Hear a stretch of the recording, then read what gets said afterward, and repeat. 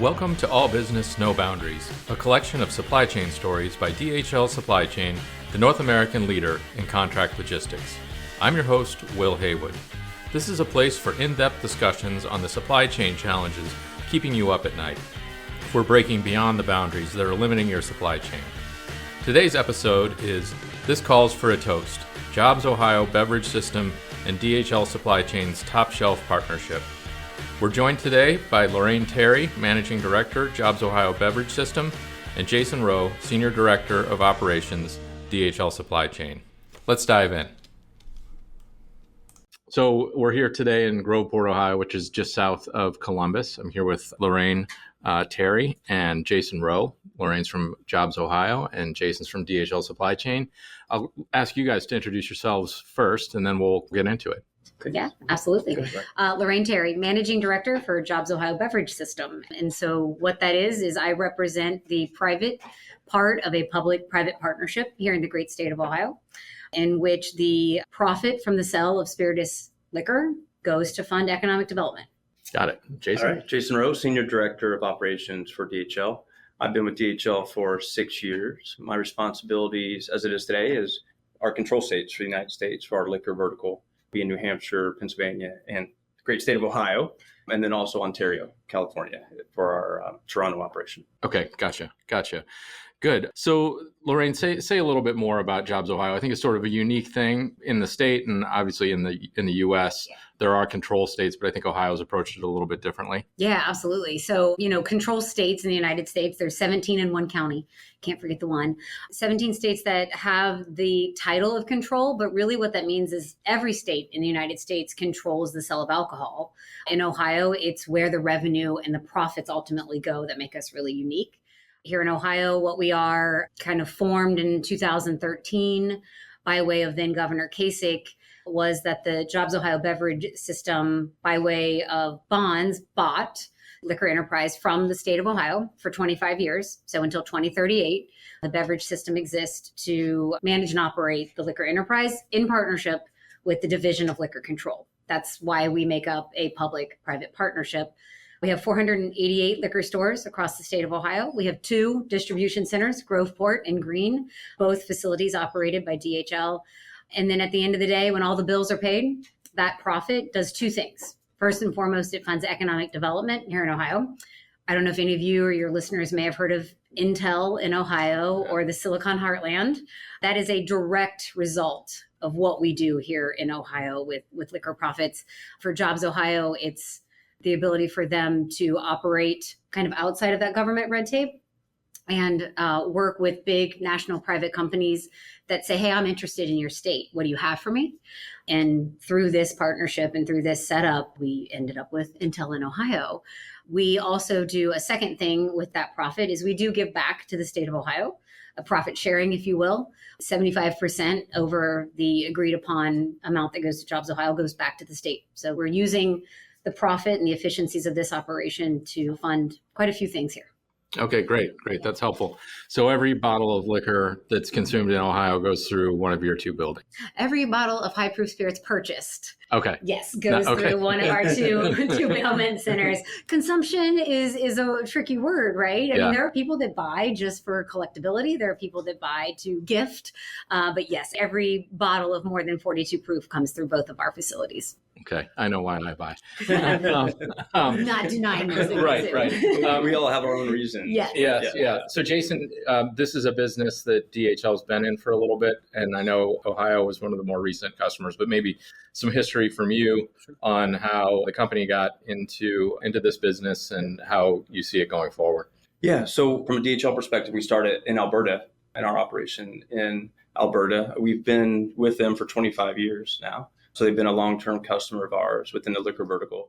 That allowed us to be able to springboard from there to New Hampshire was the next place in which we were able to work within the control state operation. And control state operations give us a place from a 3PL perspective that we can work inside of the government and private agencies to be able to do their warehousing and transportation work for them. Because in New Hampshire, in Ohio, in Pennsylvania, we do both the warehousing and the transportation component of that dedicated fleet.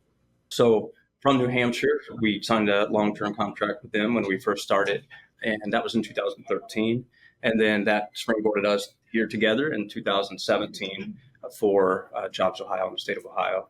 Through some of the things that we'll talk about today and some of the successes that we've had, that also allowed us to springboard from there to Pennsylvania and then Ontario over the last 2 years. Great.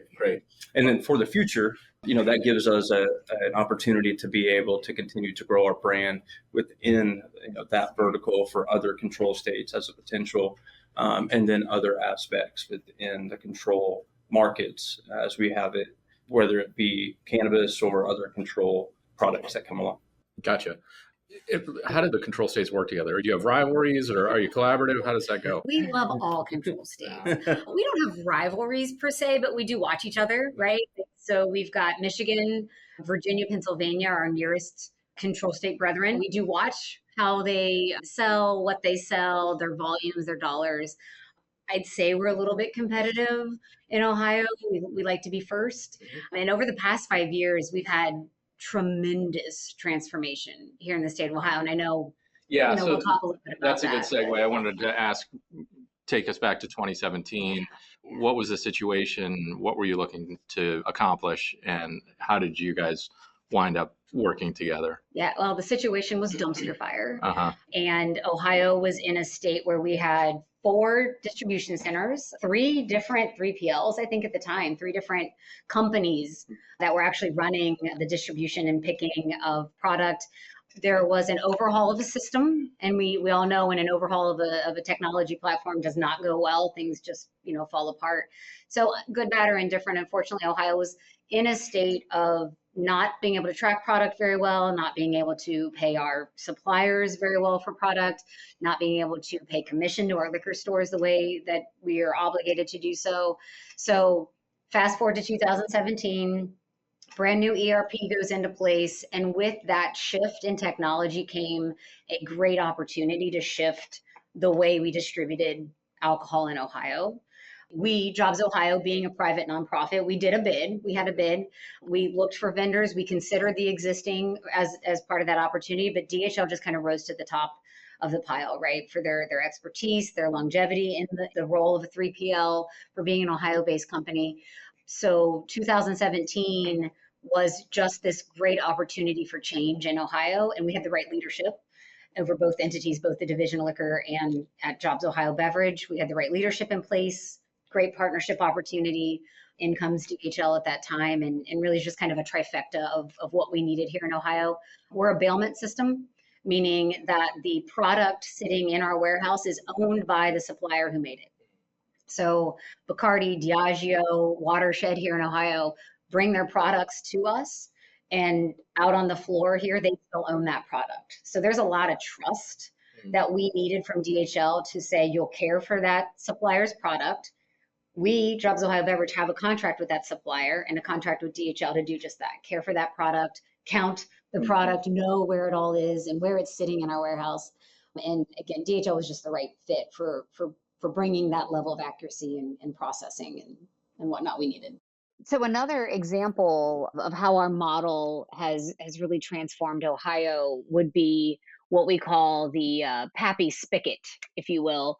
So in 2017, just prior to our transformation year and prior to bringing DHL as a vendor, we were told by Sazerac, specifically the makers of the Pappy Van Winkle bourbons and the Buffalo Trace Antique collection, that Ohio would not be receiving our allocation of these highly allocated products for several reasons.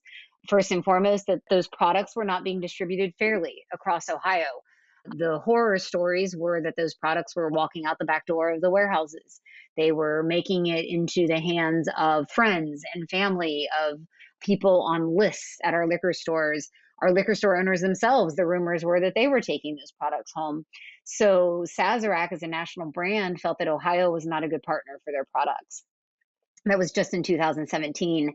Fast forward, 2018, I believe it was. So just about a year later, the Division of Liquor Superintendent Jim Canepa had a conversation with Mark Brown, the CEO there at Sazerac, and said, how do I get my Pappy back? How do I get these allocated bourbons back in the state of Ohio? And Mark Brown's response was simply sell it fairly. And so with that was born the notion of a lottery of those products where consumers in Ohio-based consumers could enter to win these products, enter to win the opportunity to purchase these highly allocated bourbons. That would not have been possible, I don't believe, without the trust that the enterprise and that DHL had helped us gain with our suppliers, even in just that first year. So in 2018, Ohio actually successfully executed 2 Pappy Van Winkle and Buffalo Trace Antique Collection lotteries.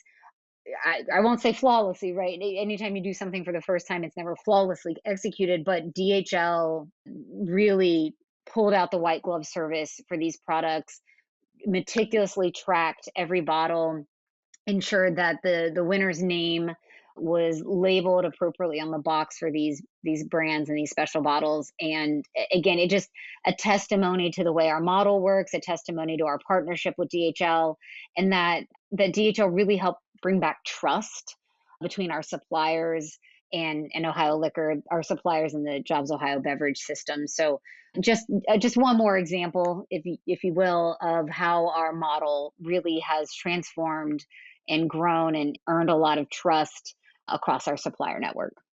Yeah, and from our perspective on the DHL side, we came into the relationship quickly, which isn't uncommon. A lot of times our customers need us to do something quickly, and we were able to do that. We also had a system that we weren't really familiar with from an operating perspective with Microsoft AX.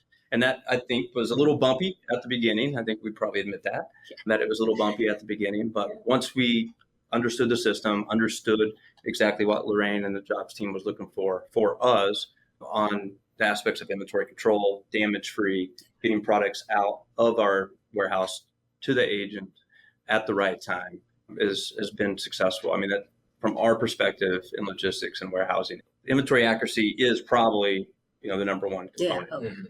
And then getting the product damage-free all the way through the supply chain to the store shelves was second on that front. And then we do it at a cost-effective measure. That way they can use those funds to, create more jobs for the state of Ohio, which is important for all of us. Yeah, great. So just to put some dimension, we're talking 2 buildings. Anything around volumes that you could share to help us understand? Yeah, you go right ahead. Yeah, sure. So, of course, here in Groveport, where we are today, we have around 80 associates, and then we have 16 drivers. And then we have a support staff of another, management team and clerical staff of 15 to 20. So, around 100 folks here, similar in Green. So for the account, 210 people total.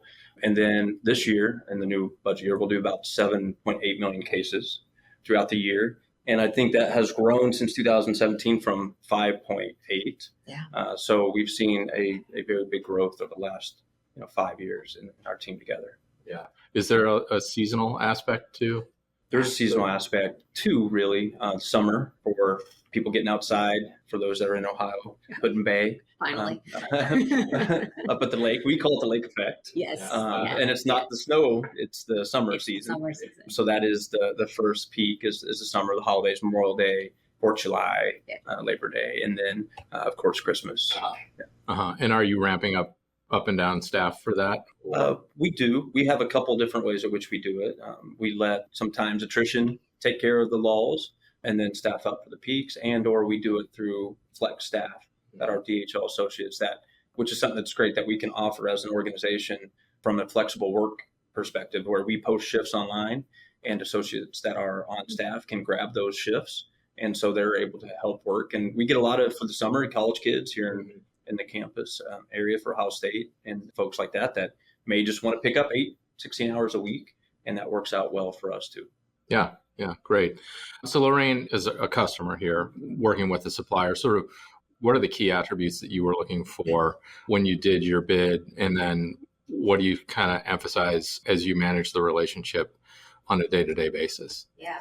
So out of the gate, what we were after, what Jason alluded to, and what we keep coming back to is inventory accuracy. There was a huge gap in accuracy prior to 2017, really knowing where those bottles went and where they belonged. So inventory accuracy in the warehouse, as well as inventory accuracy of what's leaving the warehouse. So we expect 100% audit of every pallet leaving the facility. We expect a now annual physical inventory. And I stress that because right at the beginning of our agreement with DHL, there were 2 full physicals within both DCs in which DHL would shut down, do a full physical count in one day. And then the next day, we'd actually invite all liquor suppliers in to do a count of their own. And this is just a success story, if I may. In 2017 and 18 and first half of 19, I'd say we'd get 20 or so suppliers at those counts. Usually the big ones, Diageo, Brown-Forman, Bacardi, Beam Suntory. They wanted to come lay eyes on their product in our facilities because there had been quite a long period of distrust about where their product was sitting.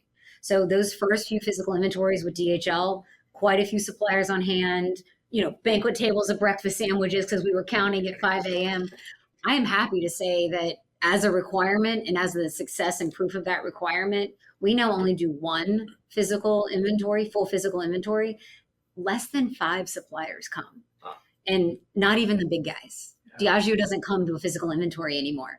They have everything they need at the fingertips on their computers, and they trust that we, the beverage system and DHL, are taking care of their products. So first and foremost, right out of the gate, it was inventory accuracy. We knew we wanted a 3PL that could do both transportation and manage the warehouse. Delivery accuracy was the next big requirement, delivery from our facilities to our liquor stores. We had issues with, short shipments, over shipments, no way to report that, no way to track what was over or under.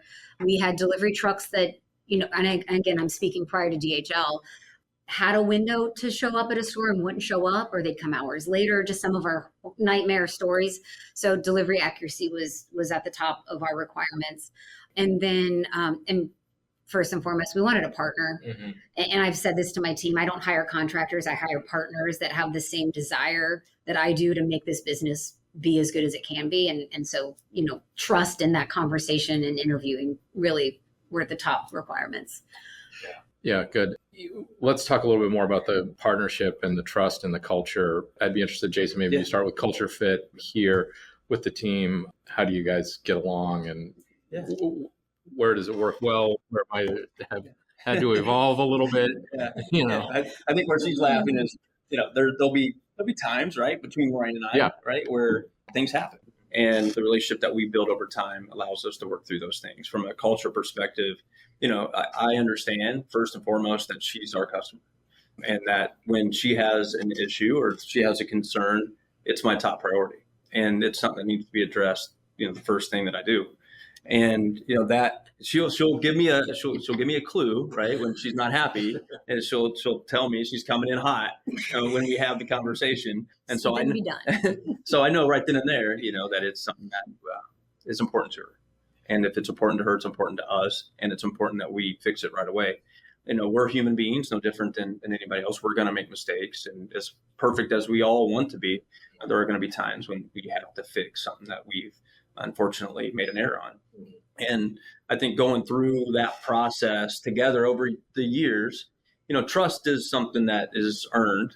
And I think throughout the years between Lorraine and myself, and then just the teams in general, we've been able to build that trust because first and foremost, we do understand that their success is our success. And if we understand what Lorraine's needs are and what they're trying to do, they can leverage our abilities and our strengths to help them do that. And I think that is what's been one of the important parts of the success is Lorraine and the jobs group allows us to be able to do what we're good at. And a lot of times she'll laugh because I'll say we're logistics geeks, right? And so we'll talk about some things that, may be boring to them, but is important to us because it actually yields results. And we'll say, give us a moment. We're going to geek out here on some logistics stuff or some warehouse stuff, but it is something that is our passion, and that's what we're good at. And they allow us to do that. Yeah. And I think that then puts us in a position that they're able to work on what is important to them. We're able to keep them not having to think about us. And I told her this a couple of times is if she has to worry about us, then we're not doing our jobs, because she should not have to think about the boxes going in and boxes coming out. and that they're going to the right place and that they're right, that's something that we should be worried about. We should be doing, and she shouldn't have to worry about that. And I think that trust over time has built that up to be able to make a successful partnership. Yeah, I think it's a good thing that I can say I don't talk to Jason very often. Yeah. Maybe once a week. And usually then it's a pretty quick, hey, what's the top of your list? And we both struggle at times to say, well, look, I'm good, right? We've had many, many months of I'm good. We don't need this extra time. So, and on my side, it was extremely beneficial that DHL allows me to have staff here on site with them. I had 2 people in each warehouse. Lisa Akey's our distribution center director and is a supply chain guru in and of her own right. And so when we hired her and said to DHL, hey, we'd like her to be on site, no questions asked, right? So because that just further cemented that partnership and that cultural desire to work together. And so having Lisa on site with Jason and his team, it's just one more great fit that's been really successful for us. And let me just say about Lisa, I mean, she's wonderful, right? I mean, she is a logistics person. She understands it. Logistics geek. Yes, exactly. Yes. And she gets it. And she is so helpful in the fact that she can communicate through and take that geek language and turn it into a different language that makes sense for her internal customers. And she's able to give us that opportunity to be able to work on things and put measures in place, action plans, and be able to influence it overall. Yeah. Good. So this is, I think, a fairly long-term contract, correct? It is 2030. Okay, 2030. So we've sort of gone through a transformation period. Sounds like things are fairly stable now. Yeah. What's next on your list? Where do you want to take this between now and the end of the decade? Well, I'll let you go in a second. But, I think we've made some updates recently with Manhattan. We've been able to a Manhattan warehouse management system in place, and that just happened in the last 3 months. Oh. So that has also allowed us to be able to bring more DHL innovation to the warehouse, because we have our innovation funnel that we work through from a corporate perspective that allows the corporation to bring innovations that's been vetted, whether that test happens here or whether that test happens at another facility. Manhattan integration with that innovation allows us to bring it to our customers like Jobs at a cheaper cost on an already vetted platform to bring that to the table. And I think Manhattan is the first key to that, and then there'll be others as we go along. And then from the relationship perspective, just to continue to do what we do well together, and whatever Lorraine and her team has as initiatives, we'll 100% support. Was it a tough sell to switch from Microsoft to Manhattan? Because that's a big, that could be a big thing. Yeah, I like the look. And was that a tough sell? There's probably some one-liner about, right, like the poking, right? No, it was not a tough sell. It was a lot of patience to get here. Yeah. And we asked a lot of DHL to come in and operate on Microsoft Dynamics AX and operate, mind you, without the warehouse module. So they absolutely were operating almost as a separate business unit, taking orders over from government side, our government partners, fulfilling, managing. So we asked a lot. Mm-hmm. And so it's out of the gate. And then it was just kind of a persistence thing, right? Just, hey, what about Manhattan now? What about Manhattan now? So the patience paid off. We found the right moment to make that shift. And that's what we've accomplished here in the past 3 months is both DCs coming on to Manhattan. So. Well, and I think it changed. And she would probably agree that early on, it's what we're familiar with. It's what we're going to be able to bring an expertise on. It's what we're going to be able to make sure that the startup gets off to the right foot, to make sure, because it's in our knowledge base. I think once we got out of the mindset that we didn't have Manhattan, so it was going to be more difficult. And from an operation perspective, we can control what we can control. And we can influence the outcomes of the system by going into it with the mindset that we can fix anything. And with Jobs' help and with the state's help, we worked through several things. We were able to put our engineered standards on, LMS through AX, which isn't a normal process. Right. And just slow down for the okay, sorry. So take it down. Sorry about that. Yes. So production engineered standards. Mm-hmm. So individual productivity. Yeah. So we can do individual productivity. And that's one of the ways at which we were able to improve it over time. Was, first of all, we've improved our case pay productivity here by 136% since we started. And first off, it was just doing observations getting our associates engaged in the process and understanding that their engagement, their ideas, their feedback was going to improve, taking those continuous improvements, implementing them, and then holding folks accountable when those things don't work out, in that direction, but creating that teamwork to get us to the next level. But from a leadership perspective, it was changing your mindset on what's not possible to what is possible, and bringing the teams in together to be able to achieve that possibility. And so the LMS is a tracking system, labor management system that allows us to be able to look at those production standards individually and as a group. Getting that data back from the state through AX was no easy task. And it took us probably, 18 months? Oh, easily. Yeah, 18 months at least to get that process through and get it. But it has made a huge difference. And then now that we're on Manhattan, we were able to just plug and play back to the elements with our other sites. We knew DHL did a fantastic job of making sure we understood Manhattan, understood what those opportunities would be, right? Innovation, technology, bolt-on technologies, things that could make our operation better.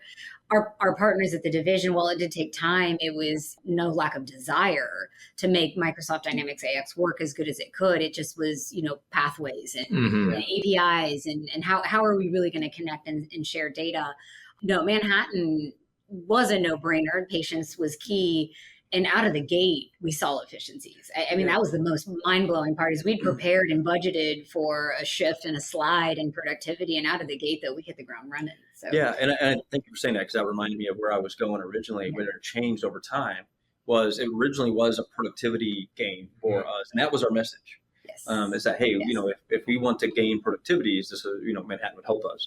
And I think over time, we proved that wasn't necessarily the only message, because that certainly was possible more quickly through Manhattan. It was more the bolt-ons, the innovations, the future that can be brought into their operation as they grow and have different needs.